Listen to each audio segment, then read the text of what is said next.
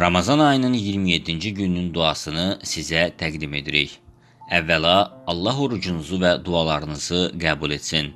Ramazan ayının ilk günündən etibarən Xəbər TV Azərbaycan kanalı olaraq sizlərə gündəlik dualar, imsak və iftar vaxtlarını təqdim edirik.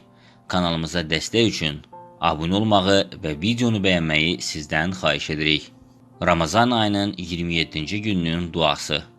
İlahi, bugün mənim səylərimi qiymətləndir, günahlarımı bağışla, əməlimi qəbul et, eyiblərimi ört. Ey bəndələrini hamıdan yaxşı eşidən Allah. Eyni zamanda qeyd edirik ki, iftar vaxtı aşağıdakı duaları edə bilərsiniz. Allahım, sənin rizan üçün oruç tutdum, sənin verdiyin ruzi ilə oruc açdım.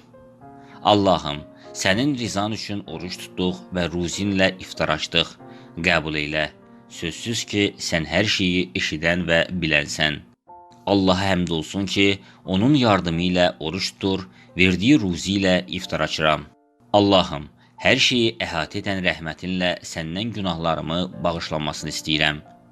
Allahım, sənin rizan üçün oruç tutdum, sənə inandım, sənə güvəndim, sənin verdiyin ruzi ilə iftar açdım. Sabahki oruca niyyət etdim. Allahım, keçmiş və gələcək günahlarımı bağışla. Susuzluq getdi, damar islandı və inşallah mükafat gerçəkləşdi. Allah orucunuzu qəbul etsin.